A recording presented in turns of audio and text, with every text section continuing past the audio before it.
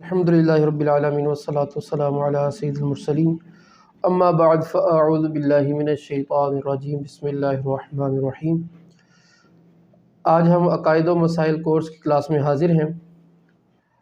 ہم آج ولی اور پیر اس کے بارے میں گفتگو کریں گے۔ یہ کیا ہوتے ہیں، ان کی شرائط کیا ہے، ان کی پہچان کیا ہے اور کس کے پیچھے چلنا ہے اور کس کے پیچھے نہیں چلنا۔ آج ہم اس پر گفتگو کرتے ہیں۔ سب سے پہلے ہم ولی کے بارے میں گفتگو کرتے ہیں۔ ولی یہ لفظ ولا سے بنا ہے، جس کا مطلب قرب ہے اور نصرت ہے، یعنی مدد کے ہیں۔ ولی اللہ وہ ہوتا ہے کہ جو فرائض کی ادائیگی کرنے سے اللہ تعالیٰ کے قریب ہو جاتا ہے اور اللہ تعالیٰ کی اطاعت میں مشغول رہتا ہے۔ اور ولی اس کی کئی ایک نشانیاں ہیں جسے اللہ تعالیٰ نے قرآن پاک کے اندر کئی ایک جگہوں پر مختلف انداز سے بیان فرمائی ہیں، لیکن جو بنیادی شرائط میں سے ہے وہ تقوی اور پرہیزگاری ہے کہ ولی اپنے افعال سے، اپنی زبان سے، کسی بھی طریقے سے وہ رب کی نافرمانی نہیں کرتا۔ لیکن اس کا یہ مطلب نہیں کہ اسے نافرمانی ہو نہیں سکتی ہے، نافرمانی ہو سکتی ہے لیکن وہ کرتا نہیں ہے۔ اللہ تعالیٰ نے قرآن پاک کے اندر اپنے اولیاء کے بارے میں فرمایا، الا ان اولیاء اللہ لا خوف علیہم ولا هم یحزنون، سن لو بے شک اللہ کے ولیوں پر نہ کچھ خوف ہے نہ کچھ غم۔ یہ خوف اور غم دنیا میں بھی اور آخرت میں بھی۔ اور جیسے یہ بھی فرمایا ولا یخافون لومۃ لائم، کہ انہیں ملامت کرنے والے کی کسی ملامت کا کوئی خوف نہیں ہے۔ دنیا کے جتنے بھی خوف ہیں، اللہ کا ولی ان سے آگے نکل جاتا ہے۔ دنیا کا کوئی غم اس کے لیے غم نہیں ہوتا، دنیا کا کوئی خوف اس کے لیے معنی نہیں رکھتا اللہ کے خوف کے سوا۔ اس کے اندر ایک ہی خوف ہے، وہ اللہ کا خوف ہے۔ اور یاد رکھیں، یہ جو ولایت ہے، قرب خاص، اللہ کا قرب خاص، یہ عبادت ریاضت سے نہیں ملتا۔ یعنی یہ کہنا ہے کہ اس سے ہی نہیں، یعنی یہ نہیں ہو سکتا کہ اگر کوئی یہ کہے کہ میں اتنی عبادت کر لوں، اتنی ریاضت کر لوں تو اللہ کا میں ولی بن جاؤں گا۔ ایسا نہیں ہے، بن بھی سکتا ہے، یہ اللہ کی عطا ہے۔ اللہ تعالیٰ جسے چاہے گا ولی بنا لے گا۔ اصطلاح کے اندر اس کے لیے دو لفظ استعمال کیے جاتے ہیں کہ کسب اور وہب۔ یعنی کسب کہتے ہیں کمائی ہوئی چیز، ولایت یہ کسبی نہیں ہوتی، یعنی اسے کمایا نہیں جا سکتا اپنے اعمال کے ذریعے۔ وہب یعنی عطا کی، تحفہ دی ہوئی، یہ اللہ تعالیٰ کی طرف سے وہبی ہوتی ہے، یعنی یہ کسبی نہیں ہوتی، کمانے سے حاصل نہیں ہوتی، وہبی ہوتی ہے۔ یعنی ایک بندہ وہ کافی عبادت و ریاضت کرے، وہ تو اپنی جگہ عبادت ریاضت قبول ہو سکتی ہے، اللہ امید کرتے ہیں اللہ کی وہ قبول فرمائے گا، لیکن ضروری نہیں کہ وہ اللہ کا ولی بھی ہو۔ اللہ کا ولی یہ خاص رتبہ ہے جو اللہ تعالیٰ عطا فرماتا ہے۔ اب ولی کی جو صفات ہوتی ہیں، جیسے میں نے پہلے کہا کہ ایک تو ہے الذین آمنوا وکانوا یتقون، ایمان والے ہوتے ہیں اور تقوی والے ہوتے ہیں۔ البتہ صحابہ کرام علیہم رضوان نے اس کی کئی اور بھی نشانیاں بتائی ہیں، جس کو ہم عام بھی ذکر کرتے ہیں کہ اللہ کا ولی، سیدنا عبداللہ بن عباس ہی کہتے ہیں کہ اللہ کا ولی وہ ہوتا ہے جسے دیکھنے سے اللہ یاد آ جائے۔ اب اسی طرح بزرگان دین نے مختلف اس کی وہ کی ہیں، الغرض سادہ یہ ہے کہ جو اللہ کی اطاعت و فرما برداری میں ہوتا ہے۔ اور ساتھ اس بارے میں یہ سوال کیا جاتا ہے کہ اللہ کا ولی ایسا بھی ہو سکتا ہے جسے علم نہ ہو؟ ایسا نہیں ہو سکتا، اللہ کا ولی ہو اور علم نہ ہو، یعنی کوئی بے علم شخص اللہ کا ولی نہیں ہو سکتا۔ یہ قانون یاد رکھ لیں، کسی جاہل کو اللہ کا ولی کہہ ہی نہیں سکتے۔ اور ولایت کی جیسے میں نے کہا پہچاننے کے طریقے ہیں، لیکن وہ طریقے ایسے نہیں یاد رکھیں کہ وہ کنفرم ہے، یعنی وہ ایک علامتیں ہیں، وہ یہ نہیں کہ جب یہ ہوگی تو لازمی اللہ کا ولی ہوگا، ایسا نہیں ہے۔ ولایت آپ دنیا کے اندر ہم عام انسان نہیں پہچان سکتے۔ ہاں اللہ تعالیٰ بندوں کی دلوں میں ڈال دے ایک علیحدہ بات ہے، لیکن حتمی طور پر ایک اللہ تعالیٰ دل میں ڈال دے ایک علیحدہ بات ہے، لیکن حتمی طور پر اس پر کوئی دلیل قائم ہو جائے واضح کہ یہ اس پہ چپ لگی ہوئی ہے، یہ اس پہ ٹیگ لگا ہوئی ہے اللہ کا، ایسا نہیں ہو سکتا۔ اللہ کے اولیاء کو پہچان لیتے ہیں، تو یہ بھی ہر ولی کی طاقت نہیں ہوتی، اولیاء میں درجے ہوتے ہیں، وہ ابھی آگے ہم ڈسکس کرتے ہیں۔ تو اللہ کے ولی، اور بعض اللہ کے ولی ایسے بھی ہوتے ہیں انہیں خود نہیں پتا ہوتا میں اللہ کا ولی ہوں، یعنی انہیں بتایا نہیں جاتا کہ تم اللہ نے تمہیں دوست بنا لیا ہے۔ وہ ولایت کے مقام پر تو ہوں گے لیکن انہیں اللہ تعالیٰ نے یہ نہیں بتایا ہوگا۔ اور بعض ایسے ہوں گے کہ جنہیں اللہ تعالیٰ ظاہر بھی کر دیتا ہے کہ تم اللہ کی ولایت، اللہ تعالیٰ کے دوست بن چکے ہو۔ تو ولی ہمیشہ ہم بات کریں علم والا ہوتا ہے۔ اب علم دو طریقوں سے حاصل ہوتا ہے۔ ایک طریقہ یہ ہوتا ہے کہ جس طرح کتابیں پڑھ کے علم اور استاد سے علم حاصل کیا جاتا ہے، اور اولیاء کا عمومی طور پر یہ طریقہ رہا ہے اس طریقے سے علم حاصل کرنا۔ اولیاء کی جتنی ہسٹری ہیں وہ ایسے نہیں ہے کہ بیٹھے بیٹھے عالم بن گئے، انہوں نے باقاعدہ مدارس کے اندر اساتذہ سے، شیوخ سے پڑھا ہے، پڑھ کے وہ عالم بنے۔ ہاں البتہ بعض اولیاء ایسے ہوتے ہیں کہ اللہ تعالیٰ جب انہیں دوست بناتا ہے تو ان کا سینہ کھول دیتا ہے، ان کے سینے میں علوم داخل فرما دیتا ہے، لیکن یہ بہت کم ہوتا ہے۔ یعنی آپ اولیاء کی جتنی بھی تاریخیں پڑھیں نا تو ان میں یہ ہے کہ وہ پڑھتے رہے ہیں۔ یعنی ہم اپنے بر صغیر کی طرف اگر نظر دوڑائیں، بڑے بڑے اولیاء سلطان باہو ہوں، داتا علی حجویری ہوں، خواجہ غریب نواز ہوں، یہ سارے وہ اللہ کے ولی ہیں کہ جنہوں نے باقاعدہ مدارس میں پڑھا ہے، اساتذہ سے پڑھا ہے، کوئی بھی بے پڑھا ولی نہیں ہے، یہ سارے یہ مدرسوں سے، مولویوں سے پڑھے ہوئے ہیں، ٹھیک۔ اسی طرح شاہ شمس تبریز ہے، مولانا روم ہے، یہ سارے پڑھنے پڑھانے والے لوگ ہیں۔ غوث پاک رضی اللہ تعالیٰ عنہ یہ بھی پڑھنے پڑھانے والے لوگ ہیں۔ تو یہ علم سے کورے نہیں ہوتے، یہاں پر جاہل لوگ اپنے آپ کو ولی کہنا شروع کر دیتے ہیں، ایسا نہیں۔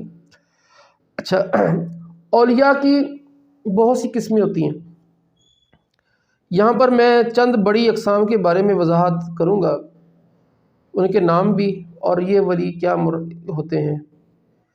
ولی کے بارے میں ایک لفظ بولا جاتا ہے کتب، اور بعض دفعہ اقطاب بھی کہا جاتا ہے۔ ایک ولی کی قسم ہے ائمہ، انہیں ائمہ کہا جاتا ہے، اور ایک اللہ کے اولیاء وہ ہوتے ہیں جنہیں اوتاد کہا جاتا ہے، اور ایک وہ ہوتے ہیں جنہیں ابدال کہا جاتا ہے، اور پھر ایک وہ ہوتے ہیں جنہیں رجال الغیب کہا جاتا ہے۔ اب یہ کیا کیا لفظ ہے، ان کے کیا کیا مطلب ہیں۔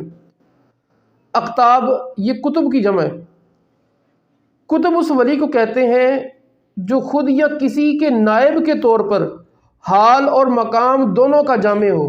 حال اور مقام کیا ہے، یہ ایک تفصیلی تصوف کی اصطلاح ہے، انشاءاللہ پھر ہم اس پر، کیونکہ یہاں پر ہم خاص تصوف کی وہ نہیں پڑھ رہے، بھی ایک موٹی موٹی باتیں سیکھ رہے ہیں کہ جو خود یا کسی کے نائب کے طور پر حال اور مقام دونوں کا جامع ہو، یعنی اس میں حال بھی پایا جائے اور مقام بھی پایا جائے، ٹھیک ہے۔ یہ دو چیزیں ہیں کہ اس میں ایک حال تصوف کی کا ایک سٹیپ کہہ لیں، ایک درجہ کہہ لیں، ٹھیک ہے، جس میں حال بھی ہو اور مقام بھی ہو، اسے کتب کہا جاتا ہے۔ جیسے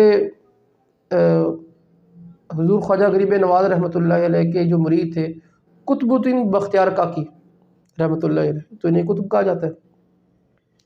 اس کے بعد دوسرے ولی جس کی ہم بات کی ائمہ، یہ ایک اولیاء کا درجہ ہے۔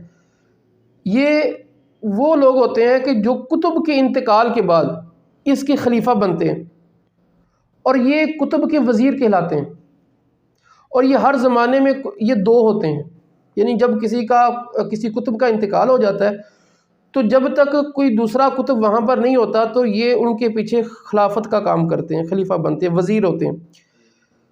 جیسے حضور داتا گنج بخش حجویری رحمۃ اللہ علیہ، جب ان کے پیر و مرشد نے لاہور بھیجا تو ان کے ذہن میں آیا کہ وہاں پر تو میرے بھائی جو ہیں وہ کتب تھے، میاں میر جن کا لاہور میں مزار بھی ہے، تو اب یہ تھا کہ میرے بھائی تو ادھر ہیں، جب وہ ہیں تو مجھے کیوں ادھر بھیجا جا رہا ہے۔ خیر پیر صاحب کا حکم تھا کہ جائیں بھی لاہور، چلے گئے۔ جب لاہور پہنچے تو سامنے ان کا جنازہ پڑا ہوا تھا، تو ان کو پھر اپنے پیر صاحب کی بات سمجھ آئی۔ تو جب یہ جو خالص معنی ہوتا ہے، اس میں جن کو مقرر کیا جاتا ہے انہیں ائمہ کا لفظ بولا جاتا ہے۔ اس کے بعد جو اولیاء کا ایک مقام، ایک مرتبہ ہے، اس کا نام ہے اوتاد۔ یعنی یہ میں مرتبے اوپر نیچے کے اعتبار سے نہیں میں بیان کر رہا، یہ میں بیان کر رہا ہوں نام کے اعتبار سے۔ اوتاد، اوتاد یہ اس کے بارے میں بزرگوں نے لکھا ہے کہ ان کی تعداد ہر زمانے میں 4 رہتی ہے، نہ کم ہوتے ہیں نہ زیادہ ہوتے ہیں، ہر زمانے میں 4 اوتاد ہوتے ہیں۔ ان میں ایک کے ذریعے اللہ مشرق کی حفاظت فرماتا ہے، دوسرے کے ذریعے مغرب کی، تیسرے سے شمال کی اور چوتھے سے جنوب کی حفاظت فرماتا ہے۔ اور ان میں سے ہر ایک کے پاس اپنے حصے کی ولایت ہوتی ہے، یعنی ان کے ذریعے اللہ تعالیٰ نے دنیا کے جو 4 حصے ہیں، اللہ تعالیٰ ان کے ذریعے اس زمین کی حفاظت فرماتا ہے۔ چوتھے ہیں ابدال۔ ابدال کون ہوتے ہیں؟ ان کی تعداد ہر زمانے میں 7 ہوتی ہے، یعنی اس وقت بھی زمین میں ابدال 7 ہیں، نہ کم ہوتے ہیں نہ زیادہ ہوتے ہیں۔ اور یہ 7 کیسے ہیں، کیا کرتے ہیں، کہاں کہاں ہوتے ہیں؟ دنیا کے 7 بر اعظموں پر ہر بر اعظم پر ایک ہوتا ہے، ہر ایک بر اعظم ایک ابدال کے سپرد ہوتا ہے۔ اچھا، انہیں ابدال کیوں کہتے ہیں؟ ابدال انہیں اس لیے کہتے ہیں کہ جب یہ کسی جگہ سے آگے جاتے ہیں، یعنی ایک جگہ سے چھوڑ کر کسی دوسری جگہ منتقل ہوتے ہیں، کسی مصلحت کی وجہ سے یا کسی قربت کی وجہ سے، تو جانے سے پہلے اپنی جگہ پر ایک اپنا قائم مقام چھوڑ کے جاتے ہیں۔ اچھا، پھر وہاں پر ایسے بندے کو نامزد کرتے ہیں کہ جو ان کا ہم شکل ہوتا ہے، اور جو کوئی بندہ ان کو دیکھتا ہے وہ سمجھتا ہے یہ وہی ہے۔ تو اب ابدال کا مطلب بدل سے تبدیل کرنے سے، ٹھیک ہے؟ یہ اپنی جگہ پر قائم مقام ایسے بندے کرتے ہیں جو تبدیل کرتے ہیں نا، یعنی قائم مقام کرنا، تبدیل کر دینا۔ اب جس کو تبدیل کیا تو لوگ سارے اس کو وہی کہہ رہے ہوتے ہیں، وہ مقام و مرتبے میں، کام میں، شکل و صورت میں وہ سارے کیسے ہوتے ہیں؟ وہ جو پہلا جس کی اصل میں ڈیوٹی ہوتی ہے نا، تو اسی کی طرح ہوتے ہیں۔ تو اب جن اولیاء میں یہ قوت ہوتی ہے کہ اپنا آپ بدل دیتے ہیں، ٹھیک ہے، اپنا آپ بدل دیتے ہیں، ان بدلنے والوں کو ابدال کہتے ہیں۔ یعنی یہ اپنے آپ کو بدل دیتے ہیں، اس لیے ان کو ابدال کہتے ہیں۔ جیسے ہم بعض وقت کہتے ہیں یہ ابدال تھے، تو مطلب یہ کہ ان میں یہ طاقت ہے کہ اپنے آپ کو کیا کرتے ہیں، بدل دیتے ہیں۔ اچھا، اسی طرح پھر ایک اصطلاح بولی جاتی ہے رجال الغیب۔ اب یہ میں جو بات کر رہا ہوں، یہ ساری جو تشریح بیان کر رہا ہوں، یہ ہمارے ایک مشہور بزرگ گزرے ہیں، بہت بڑے عالم تھے، علامہ نبہانی رحمۃ اللہ علیہ۔ انہوں نے کتاب لکھی تھی جامع کرامات اولیاء، بہت بڑی کتاب ہے جو اس موضوع پر بڑی معتبر جانی ہے، تو اس میں یہ لکھا ہے۔ پھر اسی طرح پانچویں قسم ہے رجال الغیب۔ یہ اللہ والوں نے یہ ایک اصطلاح ہے ان کے نزدیک کہ یہ وہ بندے ہوتے ہیں جو رب کی بارگاہ میں انتہائی عاجزی کا اظہار کرتے ہیں، اور اللہ تعالیٰ کی تجلیات کے غلبے کی وجہ سے یہ آہستہ آواز کی سوا کوئی کلام نہیں کرتے، ہمیشہ وہ اسی حال میں رہتے ہیں، اور یہ لوگوں سے چھپے رہتے ہیں، لوگوں میں یہ پہچانے نہیں جاتے، اللہ سے کے علاوہ یہ کسی سے کچھ بھی نہیں مانگتے، اور اللہ کے مشاہدے کے علاوہ ان کا اور کوئی کام ہی نہیں ہوتا، یہ ہر وقت اللہ تعالیٰ کے مشاہدے میں رہتے ہیں۔ اور بعض دفعہ اس سے مراد یہ اولیاء رجال الغیب سے وہ لوگ ان کے نزدیک اس لفظ سے مراد ہوتے ہیں کہ جو بالکل ہی انسانی نگاہوں سے پوشیدہ رہتے ہیں، اور کبھی وہ اس کا اطلاق نیک اور مومن جنات پر بھی کرتے ہیں، یعنی جو مومن جنات ہیں جو اللہ تعالیٰ کے قریب ہو چکے ہیں، ٹھیک ہے، یہ ان پر بھی یہ کرتے ہیں۔ اچھا، اب ان کے مقام میں یہ بھی مقام آتا ہے کہ یہ ظاہری اعتبار سے، رزق کے اعتبار سے کچھ نہیں لیتے، انہیں وہ چیزیں غیب سے عطا ہوتی ہیں، تو اس لیے انہیں کہہ دیا جاتا ہے یہ غیب کے بندے۔ رجال کا مطلب بندے، غیب کا مطلب غیب، یعنی غیب کے بندے، تو ان کا کھانا پینا دیگر معاملات یہ غیب سے ہوتے۔ جیسے آپ دیکھیں کیا نام ہے، سیدنا غوث پاک رضی اللہ تعالیٰ عنہ، آپ کا جو ملفوظات میں یہ واضح ہے کہ اللہ تعالیٰ مجھے کھلاتا ہے، اللہ تعالیٰ مجھے پلاتا ہے، تو وہ نظر نہیں آتا نا، تو اب یہ اس کہا جاتا ہے کہ یہ غیب کے بندے ہیں۔ تو یہ پیر ہے، یعنی پیر کہہ رہے ہیں یہ اللہ کے ولی ہیں، پیر پر ابھی ہم انشاءاللہ پڑھ رہے ہیں، آگے ہم بات کرتے ہیں۔ تو یاد رکھیے اولیاء کے لیے ایک لفظ ہم عمومی طور پر کہتے ہیں کرامت۔ اب کرامت کیا چیز ہے؟ کیونکہ یہ بھی جب بھی لفظ ولی کی بات ہوتی ہے تو کرامت کا ساتھ ذکر کیا جاتا ہے۔ دیکھیں کرامت کہتے ہیں اللہ کے ولی سے خلاف عادت بات کا ظہور ہونا، یہ کرامت کہلاتا ہے۔ اب ولایت کے لیے کرامت ضروری نہیں ہے، بہت سے ولی ایسے جن سے کوئی کرامت بھی نہیں لیکن وہ اللہ کے ولی ہیں۔ جیسے نبی کے لیے معجزہ ضروری نہیں ہے، معجزہ نبی کے لیے ضروری نہیں ہے، کرامت ہونا ولی کے لیے ضروری نہیں ہے۔ ہاں اللہ تعالیٰ ان کی ولایت کو ظاہر کرنے کے لیے، ان کی ولایت پر دلیل قائم کرنے کے لیے بعض دفعہ یہ اس کا ظہور ہوتا ہے خلاف عادت کا، اور یہ عمومی طور پر ہم اپنی کتابوں میں دیکھتے ہیں کہ فلاں ولی سے فلاں کرامت کا ظہور ہوا۔ جیسے میں نے کہا اس کا مطلب خلاف عادت بات کا ظہور ہونا، تو بعض اس کا انکار کرتے ہیں، یہ کرامت کو کچھ نہیں ہوتی۔ تو کرامت پر قرآن و احادیث کے بے شمار دلائل ہیں، تو اس کا انکار کرنا گویا کہ قرآن و حدیث کی واضح باتوں کا انکار کرنا۔ اب اس کے ساتھ ہی لفظ بولا جاتا ہے، جب بھی لفظ ولی کی بات کرتے پیر کی۔ اب پیر کیا چیز ہے؟ سب سے پہلے یہ جان لیں کہ پیر اور ولی یہ دونوں علیحدہ علیحدہ چیزیں ہیں، یعنی کہ پیر کے لیے ولی ہونا ضروری نہیں ہے اور ولی کے لیے پیر ہونا ضروری نہیں ہے۔ پیر ایک علیحدہ چیز ہے۔ وہ علیحدہ چیز کیسے؟ دیکھیے پیر ہے، پیر کا اگر میں مطلب سمجھاؤں سادہ لفظوں میں، پیر وہ ہے جو بندے کو اللہ کے راستے پر چلانے والا ہے، اس کے لیے ولایت ضروری نہیں ہے۔ اچھا پیر کے لیے کیا ضروری ہے؟ پیر کی علماء نے، ہمارے صلحاء نے کچھ شرائط رکھی ہیں کہ کس کا مرید ہوا جائے۔ ولایت کے لیے پیری مریدی ضروری نہیں ہے۔ ایک بندہ اللہ کا ولی ہے، اس کے پیچھے کوئی بھی نہیں چلنے والا، ٹھیک ہے وہ ولی ہے، اللہ کا نیک بندہ ہے، لیکن جو پیر ہونا یہ وہ ہوتا ہے کہ جس کے پیچھے کوئی چلنے والا ہوتا ہے، اس کا کوئی مرید ہوتا ہے۔ اب اس کی شرط علماء نے بڑے واضح انداز سے اور خصوصی طور پر امام اہل سنت امام احمد رضا خان علی رحمۃ الرحمٰن نے بیان کی ہیں۔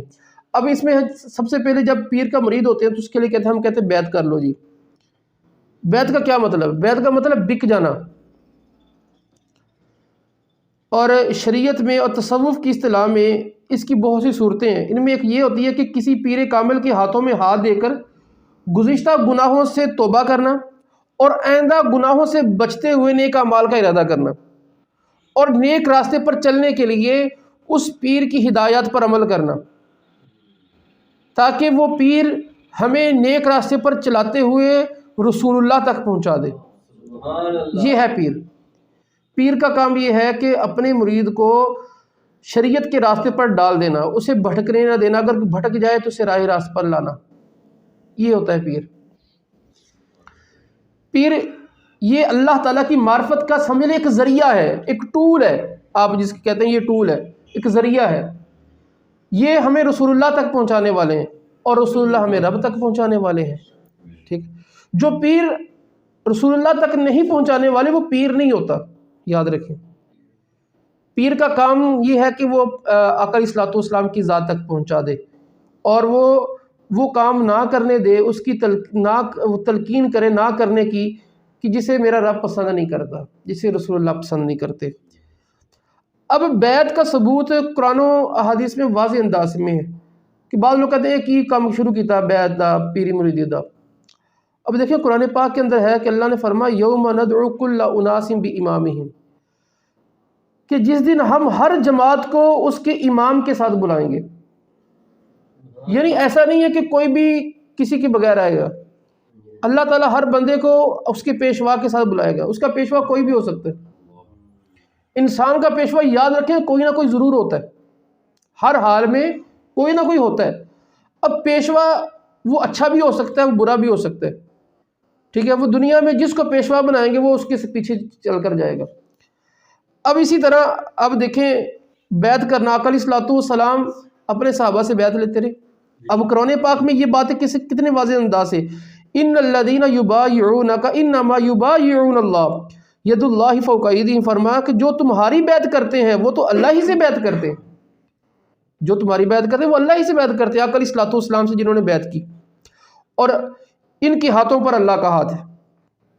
اور فرمایا کہ لقد رضی اللہ عن المؤمنین اذ یبایعونک تحت شجرۃ، بے شک اللہ راضی ہوا ایمان والوں سے کب؟ جب وہ اس پیڑ کے نیچے تمہاری بیعت کرتے تھے۔ اور پھر اسی طرح اللہ تعالیٰ نے قرآن پاک میں فرمایا یا ایھا النبی اذا جاءک المؤمنات یبایعنک علی الا یشرکن باللہ شیئا ولا یسرقن ولا یزنین ولا یقتلن اولادہن ولا یأتین ببہتان یفترینہ بین ایدیہن وارجلہن ولا یعصینک فی معروف فبایعہن واستغفر لہن اللہ ان اللہ غفور رحیم۔ اے نبی جب تمہارے حضور مسلمان عورتیں حاضر ہوں، یہاں پر دیکھیے وہ کہتے ہیں عورتیں نہیں کہتی بیعت ہوتی ہے، جب تمہارے پاس مسلمان عورتیں حاضر ہوں اس پر بیعت کرنے کو، کہ اللہ کا کس بات پہ بیعت کرنے کو؟ کہ اللہ کا شریک کچھ نہ ٹھہرائیں گی، نہ چوری کریں گی، نہ بدکاری، نہ اپنی اولاد کو قتل کریں گی، نہ وہ بہتان لگائیں گی جسے اپنے ہاتھوں اور پاؤں کے درمیان یعنی موضع ولادت میں اٹھائیں، اور کسی نیک بات میں تمہاری نافرمانی نہ کریں گی تو ان سے بیعت لے لو، یعنی اگر وہ یہ باتیں کرا رہے تو ان سے بیعت لے لو، اور اللہ سے ان کی مغفرت چاہو، بے شک اللہ بخشنے والا مہربان ہے۔ یعنی اللہ آقا علیہ الصلوۃ والسلام کو کیسی پیاری تعلیم فرمائی کہ آپ ان سے بیعت لے کر ان کی مغفرت چاہو، یعنی اللہ کی بارگاہ میں سفارش بھی کر دو ان کی۔ کیسی بات ہے، کیسے میرے پیارے نبی رحیم ہے، میرا رب کتنا کریم ہے کہ خود اپنے نبی کو کہتا ہے ان کی سفارش میری بارگاہ میں کرو۔ یعنی اللہ تعالیٰ نے بخشنا ہے لیکن اپنے پیارے کی زبان سے بخشنا ہے، یعنی اللہ تعالیٰ یہ بھی سیدھا فرما سکتا ہے، اللہ تعالیٰ نے ان کو بخش دیا، لیکن کہا یا رسول اللہ آپ ان کی سفارش کریں کہ ان کو پتہ چلے ہمیں رسول اللہ کی محتاجی ہے۔ یعنی بعض لوگ کہتے ہیں سیدھا اللہ کو مانگ لو، بھئی اللہ کو نہیں پتہ کہ سیدھا ان کو بخش دینا ہے، تو اللہ تعالیٰ نے کہا کہ آپ ان کی سفارش کریں۔ تو اب حدیث مبارکہ میں اس کی واضح کتنی باتیں ہیں کہ جیسے یہ والی آیات بھی تو آقا علیہ الصلوۃ والسلام کے بارے میں ہے، تو جو قرآن کو نہیں مانتا وہ حدیث کو کام مانے گا۔ تو خیر بیعت لینا یہ آقا علیہ الصلوۃ والسلام سے ثابت ہے۔ بیعت لینے کا مطلب جیسے میں نے پہلے بتایا کہ یہی ہے پیر کامل میں کے ہاتھ میں ہاتھ دینا، اپنے آپ کو پیر کے سپرد کرنا کہ تاکہ وہ مجھے غلط راستے سے ہٹا کر صحیح راستے پر چلا دے۔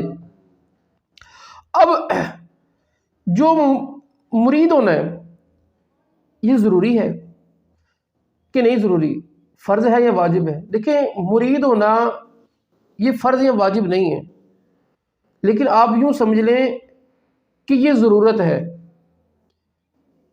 کہ بندہ جب کسی پیر کے ہاتھ میں ہاتھ دیتا ہے تو اس کی نسبت کی برکت حاصل ہوتی ہے، تعلق کی برکت حاصل ہوتی ہے کہ بندہ گناہوں کی طرف جاتا ہے تو کبھی تو اس پیر کی ظاہری ہدایت، کبھی اس کی باطنی توجہ سے بندہ گناہوں سے باز آ جاتا ہے۔ پیر بنانا اس وجہ سے نہیں ہوتا، یاد رکھیں کہ کاروبار نہیں چل رہا کاروبار چل جائے، بیٹا نہیں ہے بیٹا پیدا ہو جائے، ٹھیک ہے، مال پھنسے ہے مال آئیے۔ پیر بنانا اس لیے خدارہ نہیں ہوتا، پیر اس لیے ہوتا ہے کہ ہم رسول اللہ کے راستے پر چل جائیں، بس یہ ہے پیر، اور کوئی تیسری بات نہیں۔ آپ اس کو یوں سمجھ لیں کہ ایمان ہم نے اس لیے قبول نہیں کیا کہ میرے گھر پیسے آئے، اللہ تعالیٰ مجھے اولاد دے دے، جب وہ اتنا بڑا کام اس کے لیے نہیں ہے تو یہ بھی ایمان کی باتوں میں سے ہے، تو یہ بھی اس لیے نہیں ہے۔ بقیہ تو یہ تو رزق اللہ تعالیٰ نے ہر بندے کا مقدر کیا ہے، وہ اپنی کوشش اور دیگر معاملات کے ساتھ اس میں کمی زیادتی ہوتی رہتی ہے، لیکن پیری کا یہ والا کوئی مطلب نہیں ہے۔ تو پیر ہونے سے پھر یہ بھی فائدہ ہوتا ہے کہ جب بندے کا تعلق کسی نسبت کے ساتھ ہوتا ہے تو عمومی طور پر بندے کو ایک حیا رہتی ہے، ایک توجہ رہتی ہے، کیونکہ عام ہماری حالت یہ ہے کہ جب اس کو کوئی پوچھنے والا کہنے والا ہوتا ہے نا تو بندہ گمراہی کی طرف کم جاتا ہے، اگر چلا بھی جائے تو پھر اس کو کوئی بلاوا آواز دینے والا ہوتا ہے۔ تو یہ ایک بنیادی بات ہوتی ہے کہ جس وجہ سے ہم مرید ہوتے ہیں، اور مقصد یہی ہوتا ہے کہ بندہ اپنے آپ کو صحیح کر لے۔ اچھا پیر اب کون بن سکتا ہے؟ یعنی اب یہ بڑی بات ہے، آج کل ہر بندہ کہتے ہیں پیر فلاں پیر فلاں، جس کا دل اٹھتا ہے اپنے کے ساتھ پیر کا لفظ ملا لیتا ہے۔ تو اب پیر کون ہے؟ پیر کی 4 شرطیں ہوتی ہیں، یاد رکھیں، جس میں یہ 4 شرطیں نہیں وہ پیر نہیں ہے۔ میں ولی کی شرطیں نہیں بیان کر رہا، پیر کی ہے پہلے کہ ولی اور پیر میں فرق ہوتا ہے. اب پیر کے لیے 4 شرطیں ہیں. پہلی شرط یہ ہے کہ وہ سنی صحیح العقیدہ ہو. جو سنی نہیں ہے وہ پیر نہیں ہے. جس کا عقیدہ خراب ہے وہ پیر نہیں ہے. جو معاذ اللہ آقا علیہ الصلوۃ والسلام کے بارے میں برے خیال رکھتا ہے, آقا علیہ الصلوۃ والسلام کے بارے میں وہ چیزوں کا انکار کرنے والا ہے, ان کی شان والی علم غیب کا انکار کرتا ہے, یا اور اس طرح کی الٹی سیدھی حرکتیں کرتا ہے, وہ پیر نہیں ہے. اور اسی طرح جو صحابہ کرام علیہم رضوان کے بارے میں برا بلا کہتا ہے, امیر معاویہ رضی اللہ تعالیٰ عنہ کے بارے میں اپنی زبان دراز کرتا ہے, وہ پیر نہیں ہے, کیونکہ اس کا عقیدہ صحیح نہیں ہے. اس کا عقیدہ صحیح ہونا, سب سے پہلے صحابہ والا عقیدہ ہونا, رسول اللہ والا عقیدہ ہونا, یہ ضروری. جس کے وہ عقائد نہیں ہے وہ اپنے آپ کو پیر جو مرضی کہتا رہے, وہ لفظوں میں تو جو ہے لیکن وہ پیر نہیں ہے. اس کے بعد پیر کے لیے شرط یہ ہے کہ وہ علم والا ہو. پیر کے لیے شرط علم والا ہو. غیر عالم پیر نہیں ہے. غیر عالم پیر نہیں ہے, یہ بات پکی ہے. ٹھیک ہے, غیر عالم پیر ہو ہی نہیں سکتا. ہمارے ہاں بندروں کی لڑائیاں کروانے والے پیر ہیں. ٹھیک ہے, یہ پیر نہیں ہے. پیر کے لیے عالم ہونا ضروری ہے. اور عالم کسے کہتے ہیں؟ عالم اسے کہتے ہیں کہ جو اپنے علم میں پختہ ہو اور ضرورت پڑنے پر کوئی بات کتابوں سے نکالنے کی قدرت رکھتا ہو. ٹھیک ہے, یہ اس کی درمیانی تعریف ہے, آگے درجات ہیں. ٹھیک ہے, یہ اس کی کم از کم تعریف ہے کہ اس کا علم پختہ ہو, کچا علم نہ ہو, اس کا اپنے علم میں پختہ ہو. اور پھر اس کے بعد وہ اگر کوئی مسئلہ ایسا درپیش آئے کہ جو ابھی ذہن میں نہیں ہے, اس کو وہ کتابوں سے نکالنے کی پوری قدرت رکھتا ہو. یعنی یہ ضروری نہیں ہے کسی عالم کے لیے کہ سارے دین کے مسئلے اسے ایک ہی وقت میں آتے ہوں, لیکن اس کا علم پختہ ہو, اتنی اس کے اندر استعداد قدرت ہو کہ وہ نکال سکے.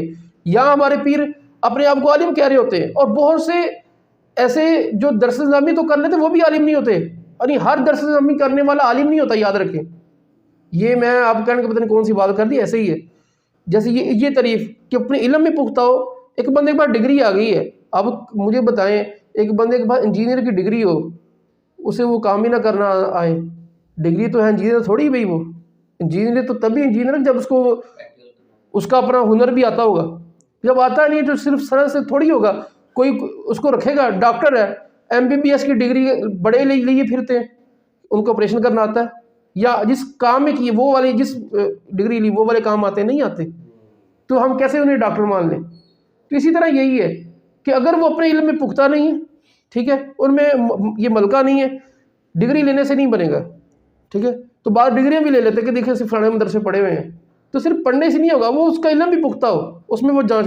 اور پھر یاد رکھیں یہ والی جانچ تو عام بندہ نہیں کر سکتا, یہ جانچ علماء ہی کر سکتے ہیں. جیسے سونے کو سنہرا ہی جان سکتا ہے, وہ موچی تھوڑی اس کی پہچان کرے گا. تو بعض واقع اور سانو پتا بڑا علم ہے, تانوں کی پتا علم کی ہے. یعنی بعض کہ سانو پتا بڑے عالم بڑی تقریر کی تھی, وہ بھائی تقریر علم نہیں ہوتی. تقریر تو کوئی بھی بعض بندہ ایک وقت میں یاد کر کے سنا سکتا ہے, تو تقریر سے علم نہیں آتا ہوتا. تقریر تو بندے کی سنی سنائی بھی بندہ یاد کر کے سنا, تو ایک تقریر ہی علم نہیں ہے. تو خیر اس کی علم ہونا یہ ضروری ہے. پھر تیسری اہم بات کہ پیر وہ ہوتا ہے کہ جو اعلانیہ گناہ کرنے والا نہیں ہوتا. اعلانیہ, جو پیر اعلانیہ گناہ کرنے والا ہے نا, اسے پیر کہہ ہی نہیں سکتے. اعلانیہ گناہ اس کی بڑی مثالیں, نماز ہی نہیں پڑھتا. ٹھیک ہے, یہ اعلانیہ گناہ سب نے دیکھ لیا نا, نہیں نماز پڑھی. اسی طرح وہ فلمیں ڈرامے دیکھتا ہے. ٹھیک ہے, عورتوں کے سروں پر ہاتھ پھیرتا ہے. ٹھیک ہے, عورتوں کو چھوتا ہے, عورتیں دبا رہی ہیں آگے اس کو, یہ پیر نہیں ہے, یہ اعلانیہ گناہ کر رہا ہے. پھر اسی طرح جو داڑھی منڈا رہا ہے, ٹھیک ہے, وہ پیر نہیں ہو سکتا. وہ جیسے ہمارے ہاں ملتان کے وہ مشہور ہیں, کوئی گیلانی ہے, کوئی قریشی ہے, ٹھیک ہے, اور مرشد پیر. تو یہ نہ کوئی مرشد ہے نہ کوئی پیر ہے. یہ مرشد بھی لفظ یہی ہے, مرشد کہ جو رہنمائی کرنے والا. اچھا پھر یہ بڑی اس میں اچھا بعض تو واقعی رہنمائی کرنے والے ہوتے ہیں, ہم ان کو کہتے ہیں مرشد. مرشد وہ ہوتا ہے جس کی رہنمائی کی جائے, یعنی مرید مرشد ہوتا ہے, پیر مرشد ہوتا ہے، یہ عربی کا لفظ ہے. ہاں مرشد اور ہے، مرشد اور ہے.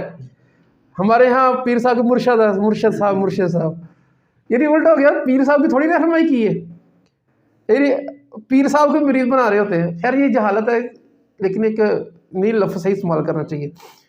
تو مرشد جس کی رہنمائی کی گئی، مرشد وہ جو رہنمائی کرے. اچھا یعنی اعلانیہ گناہ نہ کرے، جو بھی اعلانیہ گناہ کرتا ہے نا تو وہ پیر نہیں ہو سکتا. ٹھیک ہے. پھر چوتھی بات، اس کا سلسلہ آقا علیہ الصلوۃ والسلام سے متصل ہو. اس کا کیا مطلب ہے؟ اس کا مطلب یہ دیکھیں، سلسلہ کار یوں ہے، آقا علیہ الصلوۃ والسلام کی جو خلافت ہے یہ سیدنا ابوبکر صدیق رضی اللہ تعالیٰ عنہ، سیدنا فاروق اعظم رضی اللہ تعالیٰ عنہ، سیدنا عثمان غنی، سیدنا علی المرتضیٰ شریف خدا رضی اللہ تعالیٰ عنہ. خلافت ایسے پھر یہ نیچے منتقل ہوتی ہے.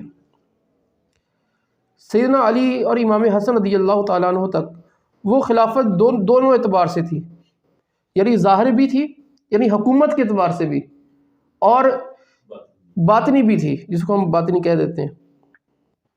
لیکن اس کے بعد جو ظاہری خلافت ہے، ٹھیک ہے، اس کے لیے کچھ شرائط ہوتی ہیں. اس کے لیے ایک بنیادی شرط ہوتی ہے قریشی ہونا. چلو یہ بھی ذہن میں آ گیا، اس پر بھی بڑا لوگوں کو ہوتا ہے.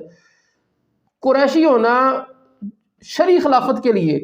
ویسے خلافت کا لفظ ہمارے یہاں بڑا عام ہو گیا، جو شرعی خلیفہ ہوتا ہے وہ صرف قبیلہ قریش سے ہو سکتا ہے، یہ ضروری ہے. شرعی خلیفہ مسلمانوں کا وہ قبیلہ قریش سے ہو سکتا ہے. اس کے علاوہ وہ مسلمانوں کا امیر ہو سکتا ہے، سلطان ہو سکتا ہے، وہ ٹھیک بھی ہے، لیکن اسے لفظ خلیفہ نہیں ہم کہتے ہوتے. جو لفظ خلیفہ ہے نا خاص، یہ صرف قبیلہ قریش کے افراد پر بولا جا سکتا ہے، اس کے علاوہ کسی پر خلیفہ نہیں بولا جا سکتا. خلافت کے لیے قریشی ہونا اہل سنت کے نزدیک یہ ضروری ہے. کوئی قبیلہ قریش سے ہٹ کر کوئی بندہ خلیفہ نہیں اسے کہہ سکتے. ہمارے ہاں اب ٹائم ہو رہا ہے کافی، ایک اعتراض کا جواب بھی دے دو. اعلیٰ حضرت امام احمد رضا خان علیہ رحمۃ الرحمن پر ایک اعتراض ہے. وہ یہ کہتے ہیں کہ جب دیکھیں خلافت عثمانیہ جب ٹوٹ رہی تھی، اعلیٰ حضرت نے اس کے خلاف ہی فتویٰ دیا. لیکن اعلیٰ حضرت اس کے خلاف فتویٰ نہیں دیا. اعلیٰ حضرت نے جس بات پہ فتویٰ دیا وہ یہ تھا کہ تم اسے خلافت کہتے ہو، یہ خلافت نہ کہا جائے، کہ خلافت ایک خاص ٹرم ہے، ایک خاص اصطلاح ہے. اور اعلیٰ حضرت نے بڑی دعائیں دی ہیں اور کہا کہ مسلمانوں پر اپنی استطاعت کے مطابق ان کی مدد کرنا لازم ہے. لیکن یہ جو دیوبندی تھے، دیگر تھے، یہ اسے خلافت شرعی قرار دے رہے تھے. اعلیٰ حضرت نے اس کے خلاف فتویٰ دیا. اب جب بات آتی کہتے ہیں دیکھو اعلیٰ حضرت نے فتویٰ دیا تھا. اب یہ بڑا نقطہ قریشی ہوتا جو میں بات کر رہا ہوں، کہ کیونکہ جو سلطنت عثمانیہ ہے اسے ہم سلطنت عثمانیہ کہتے ہیں، خلافت عثمانیہ نہیں کہتے. دونوں لفظوں میں فرق ہے. وہ اگرچہ خلافت کہتے تھے لیکن ان کا کہنا یہ شرعی غلطی تھی ایک، یعنی ایک ٹرمز کے اعتبار سے وہ غلطی ہے نا. جسے صحابی ایک ٹرم ہے نا، صحابی خاص بندے کو کہا جائے گا، ہر بندے کو صحابی تھوڑی کہا جائے گا. یعنی ایک اصطلاح کا اختلاف ہے. یہ نہیں کہ وہ غیر مسلم ہے یا ان کی مدد نہیں کرے. اللہ نے بڑے اس پہ کہا کہ ان کی مدد کی جائے، مسلمانوں پہ قرآن کی آیتیں لے کے، احادیث لے کے، کیونکہ ان کی مدد کی جائے. اللہ نے ان کے لیے دعائیہ کلمات کہے ہیں. اپنی استطاعت کے مطابق مسلمانوں پر لازم ہے کہ جو جان کے ذریعے، مال کے ذریعے جس بھی طریقے سے مدد کر سکتا ہے ان کی مدد کرے. لیکن انہیں خلافت نہ کہا جائے. ٹھیک ہے، خلافت ہونا ایک اور چیز ہے، انہیں سلطنت کہہ دیا جائے. ٹھیک ہے، تو اللہ یہ بھی فرمایا کہ یہ تو سلطنت ہے نا، کوئی عام بندہ بھی ہو تو اس کی بھی مدد کرنی چاہیے. یہ چاہیے جائے کہ ایک مسلمانوں کا ایک بادشاہ ہو تو اس کی تو مدد کرنی ہے. تو اس لیے یہاں پر تھے کہ جو خلیفہ اس کے لیے قریشی ہونا ضروری ہے. اب آقا علیہ الصلوۃ والسلام کا جو ہم بات کر رہے تھے اتصال ہونا چاہیے، پیری کی شرط ہے. اب آقا علیہ الصلوۃ والسلام کا یہ جو سلسلہ ہے نا، یہ باطنی اعتبار پھر یہ اجازت ہوتی ہے پیر کی کہ میں تمہیں اپنا خلیفہ مقرر کرتا ہوں، پھر وہ آگے اپنا خلیفہ مقرر کرتا ہے، پھر وہ آگے خلیفہ مقرر کرتا ہے. جیسے امام حسن تھے، پھر امام حسین تھے، جیسے امام زین العابدین ہے، یہ آگے اپنا خلیفہ مقرر کر رہے ہیں، اپنی خلافت آگے منتقل کر رہے ہیں. اب یہ منتقل کرتے کرتے کرتے کرتے جس پیر کی ہم نے بیعت کرنی ہے نا، درمیان میں کوئی ایسا مرحلہ نا کہ وہ کسی کا خلیفہ تھا ہی نہیں، ٹھیک ہے، درمیان میں کٹ آف نہ ہوا ہو، یعنی یہ نہیں ہے کہ ایک بندہ ہے اس سلسلے تک اسے آگے اوپر سے اجازت نہیں تھی، اگر اس کا حضرت علی رضی اللہ تعالیٰ عنہ تک لڑی نہیں پوری بنتی تو وہ پیر نہیں ہو سکتا۔ پیر وہی ہوگا کہ جس کا پورا وہ آگے تک ساتھ جا کے مل جاتا ہو کہ یہ اس کے خلیفہ، یہ اس کے خلیفہ، یہ اس کے خلیفہ، یہ اس کے خلیفہ، یہ اس کے خلیفہ، یہ اس کے خلیفہ۔